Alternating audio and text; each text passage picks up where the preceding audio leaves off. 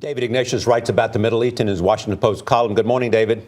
Good morning, Charlie. The Hamas, according to all that we can learn, are emboldened by this because they believe they have new allies in Egypt. How will a ceasefire come about?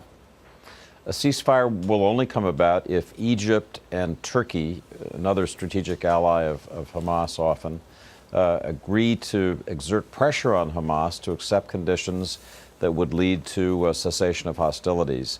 And I think that's what's going to be the most interesting test for all of us to watch. Is the new Egypt, headed by the Muslim Brotherhood President Mohammed Morsi, prepared to be a stabilizing force in the region, or is it going to move, as its ideology might suggest, toward ever more militant stands, bringing its basic peace alignment with Israel into question?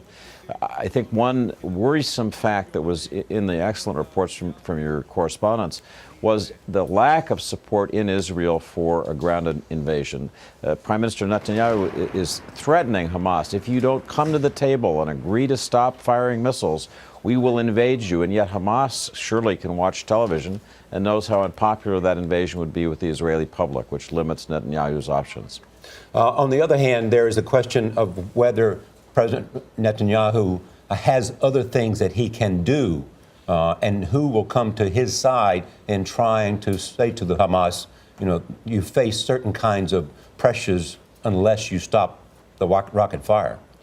The United States has played its hand certainly in a way that helps Netanyahu. The U.S. has said, President Obama has said personally from the beginning that the cause of this conflict is Hamas rocket attacks on Israel and the intolerable suffering that causes for the Israeli population. So he's squarely placed the blame on Hamas. At the same time, Obama has been working with his contacts in the region. He's been on the phone to President Morsi in Egypt, to Prime Minister Erdogan in Turkey. Now we see the UN Secretary General Ban Ki-moon heading to Cairo. So all of these diplomatic assets are also being brought into play. And I think, again, it will come down to whether Egypt is prepared to exert leverage and pay some capital with its own militant wing to bring Hamas into some kind of ceasefire. And can the U.S. use as a stick in this diplomacy the billions of dollars in aid that we give to Egypt? Conceivably, that would be possible. Nor I think the U.S. has been very reluctant to play that card so far. One reason we continue to be able to talk to Morsi and to talk to the new Egypt is that we haven't made each move trigger for withdrawal of aid, and I think they'd be reluctant to do that.